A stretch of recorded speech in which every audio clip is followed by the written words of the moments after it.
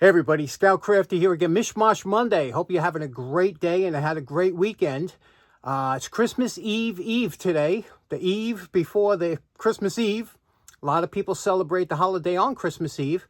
I was always a Christmas morning guy. You know, my mom used to... I remember my mom used to make... You want to hear something crazy? She used to make bacon. Every Christmas morning we'd have a big breakfast and I would wake up to the smell of bacon. Now, I've been a vegetarian for over 25 years now, but boy, oh boy, is there anything like the smell of bacon when you're a kid to wake up to that? My dad used to get these awesome jelly donuts at a place called Stork's Bakery here in Whitestone. Frank knows what I'm talking about. They had the best jelly donuts anywhere.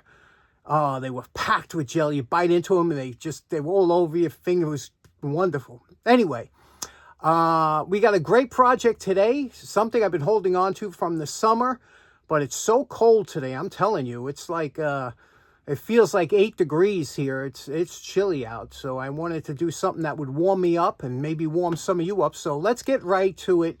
Now this isn't today's project, but I bought this as while I was trying to shop for everybody else on Amazon. I saw this came up and it was, I thought this was pretty cool. You know how I'm always using a Variac on a lot of my projects and stuff. Well, this is a similar, it's almost like a dimmer, comes with a voltage gauge, and but it's made as a motor speed control.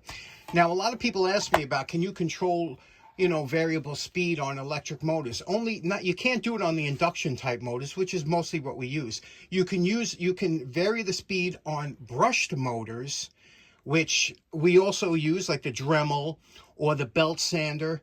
That has a brush. That's a kind of a brush. You could use this. So I said, let's try this out, see how it works. It was like $23. It's a lot cheaper than a Variac, but I think it's pretty cool looking, right? Let's try it out. Okay, I plugged it in. I'm going to turn it on, and you'll see it has a digital display. Nice display there. Can you see that without getting washed out? And you can see it says about 116, 115 volts. I did my kilowatt, and it says I have 117 now, so it's close. What I'm going to do is I have this incandescent bulb, a 60-watt bulb on the end of an extension cord. I'm going to plug that into here, and we're going to bring it up and see how this works as kind of if I could use it for a dimmer. I turned it up here. Now, it's supposed to show the display. It says now that I'm running 40 watts out of here. And you can see it's lighting up the bulb lightly. Here we go. It's 67 volts. Oh, and we're at a little bit brighter. You can see the filament in there. And we go all the way up to full. So that's pretty interesting. And that's what I wanted. I could use this as kind of a dimmer.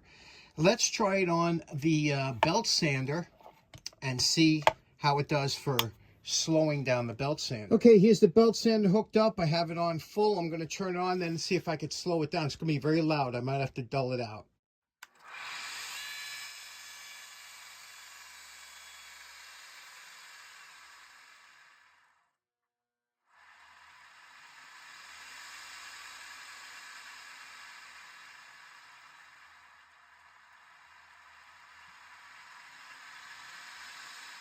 Okay, now the problem is when you use one of these used to be a lot of times advertised as router speed controls, because a router is one of those kind of brushed motors that you could use a speed control on, but you always lose torque when you slow it down because it's not really slowing it down the right way. That's why drill presses all have that pulley arrangement so that the motor could run at full speed, give you the right amount of torque. And let me show you what I'm talking about. I have a Dremel hooked up here. I'm going to put it on max, and then I'm going to turn it down using the speed control. So let me turn this on. Okay, it's at full voltage here. You see, full voltage. Now what I'm going to do is I'm going to turn the Dremel on full and then turn it down with the speed control.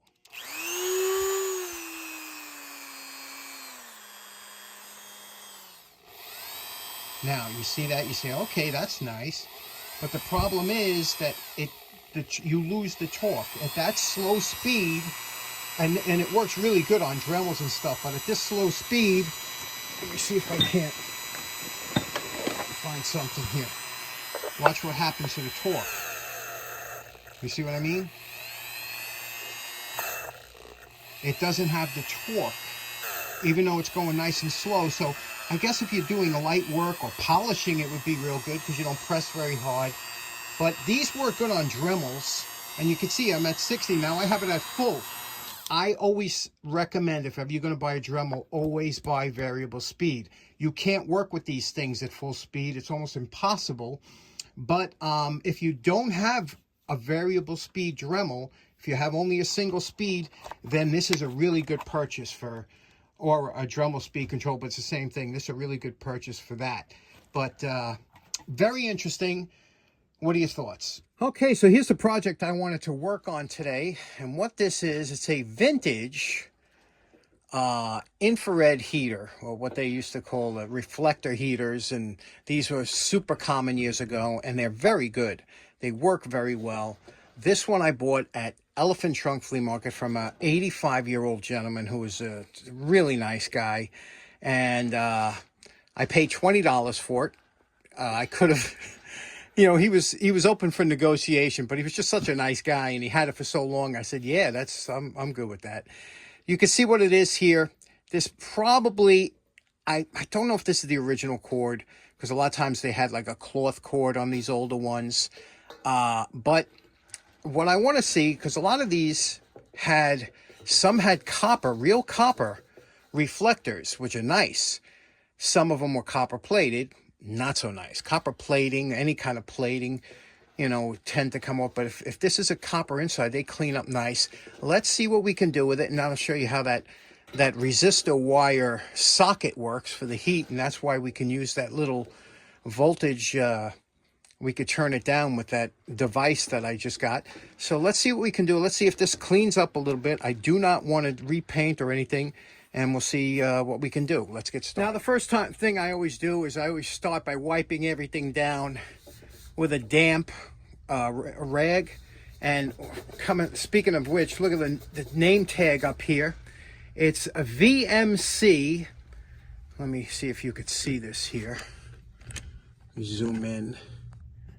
If you could see that. Yeah, VMC, Gill-Virden Company. Cleveland, Ohio, USA, volts 105 to 115, and it has a serial number, and it says 5.6 amps, or 6 points. I can't really see that. Maybe you can. Right there, the amps. 5 or 6.6. So let me wipe this down real quick, front and back, and see what we're working with. Okay, to remove the grill, these are usually split somewhere, so you look for the split. And we see the split right here.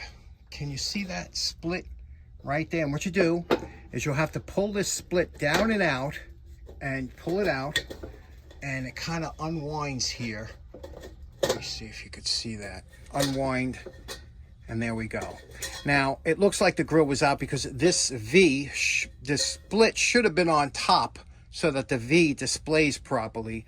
So it might have been out before, but it's meant to come out so that you can change this resistor bulb if you had to. Look at this thing, huh? This thing's a blast from the past. You could still get these, but this is resistor wire that's put around here, and they cut it to the length that would give you the right wattage or draw. And we'll clean this up. These always work unless they're broken. They usually work. Very simple. All it is, it's a resistive wire that's clamped here and here. And you can see the two wires coming very primitive, but they worked well to make heat. Now we have the inside here and the socket. It's a porcelain socket. They usually just come out like this. Okay, and you have your little gasket there, your little cork or whatever gasket, probably asbestos. And we have our copper light here. So there's really not much to these. It's a lot of fun to restore them. And you've seen on this channel, I've made a lamp out of one of these, but I've always been looking for a copper one. I don't know if this is real copper or not. Let me get a magnet. Here's my magnet.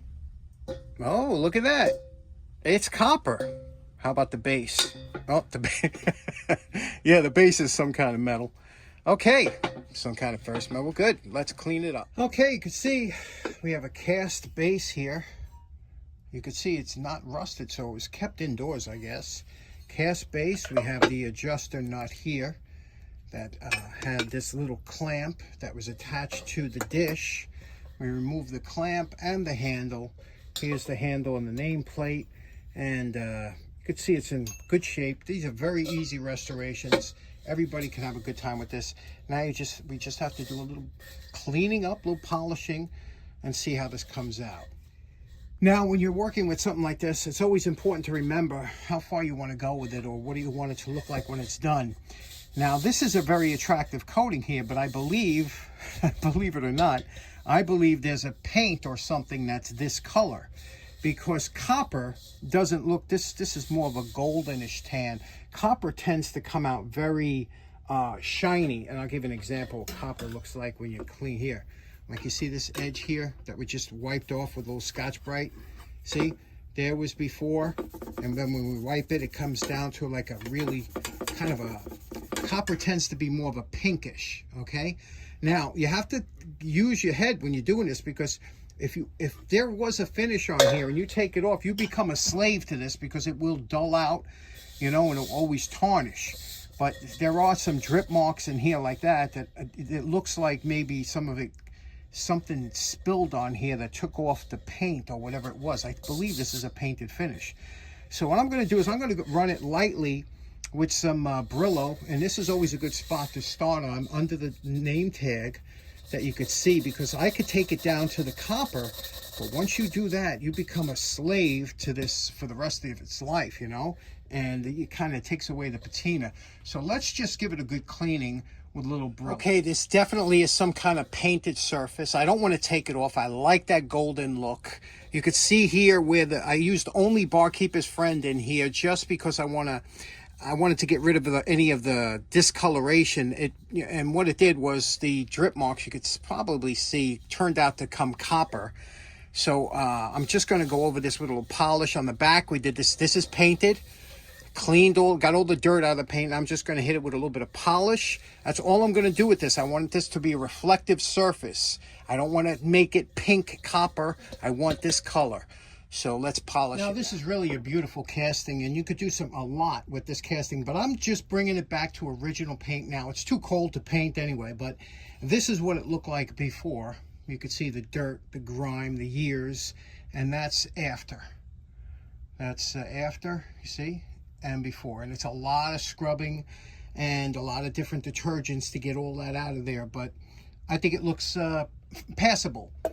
Remember, it's more than 75% paint, so usually you don't do anything with it then, but this would be great to be stripped down even possible. Let's finish cleaning. Now, I inspected this cord. It looks fine, everything, and normally, you know, I would, but this is a high heat unit, draws a little bit of current. So I'm going to put I have a heavier duty cord that I'm going to put on there. And to do that, here's the inside of the socket. There's a screw here. And you take this screw and you unscrew the center screw. And when you unscrew it here, sorry, always get my hands in there, but there's a center screw down there, you can see. And when that comes apart, now don't worry about that. You can see it gets hot. But this is all porcelain, okay? So don't let any discoloration from the porcelain, you know, bother you. But you can see here, this is the connectors, and these are all fine. You just got to clean them up. So see what it looks like now? Okay, that's all cleaned up now, ready to go. Now you want to see something interesting. You see this little tab here? That was broken. Now, when I took it apart, and that tab goes here. You see in the middle, look down in the very middle. You see that tab? Well, that is a copper tab that once that screw is screwed down, that bends over, and that's what touches the positive tip of the bulb or whatever you're putting in there. So those tabs are unavailable. So I actually made one out of a piece of copper pipe, cut a slit, banged it down to the right thickness, and then annealed it so it's soft, and that'll cover the screw. I'll show you what it looks like just before we put it together, but this is ready to go. Okay, it's all back together. Now, that's that tab folded over. You see there? That's supposed to meet the positive or the center section of the heater element. Here we cleaned up the socket, you can see, of the bulb, and that's that male part that I was telling you that touches that tab. That makes the positive connection, and the negative connection is right there. It's very simple. This is nichrome wire. It's just a resistance wire and heats up. Okay, we're calling this project done. You can see what we did. This is a cleanup. We polished the cage here. That looks real nice. We straightened it out. You could see here the base is the original paint. Everything's original paint on here. It's all original, just cleaned up, and new cord went over the socket. Let's plug it in and see if it blows up on us. Okay, I'm plugging into the kilowatt here. Okay, we'll check how much... Okay, we're at 500 and now it will drop a little bit as these heat up, but we're at 570 watts, and that is 5 amps, which is right. It's supposed to be 5.6, right? So let's give it a second to heat up, and I'll show you what it looks like once those coils heat up. They usually start from the back. They'll get red and heat up, and I'll show you what it looks like. So it works. Now here you can see the coils starting to glow red. That's just the way they should look. Okay, here we go with the lights out. You could see what a beautiful glow this gives. Just very warming, very soothing. It is a wonderful heat. It goes right to your bones, more or less. If you have a cat, they will jump right in front of this, and you can see what it looks like there. You could see the glow there from that. And like I said, it's 550 watts, so it's not too bad, but it definitely is really nice. If you have a cold spot or you're sitting on the computer or something, you put one of these in front of the computer and under the desk, and just warms your whole body up. So what do you think of this? Okay, so in closing, I have no idea how long this video is, so I got to go upstairs and edit it, but I don't know if it's short or if it went long, but there was a lot of stuff we covered. It took a long time. That thing took like 4 hours to do, at least, and I just did a cleanup on it. I didn't do a full restoration, but I wanted to maintain all the originality of that. Isn't that such a beautiful little heater there? Hope you enjoyed today's project. We will see you again on Christmas. Merry Christmas. Have a great Christmas Eve. Take care now. Bye-bye.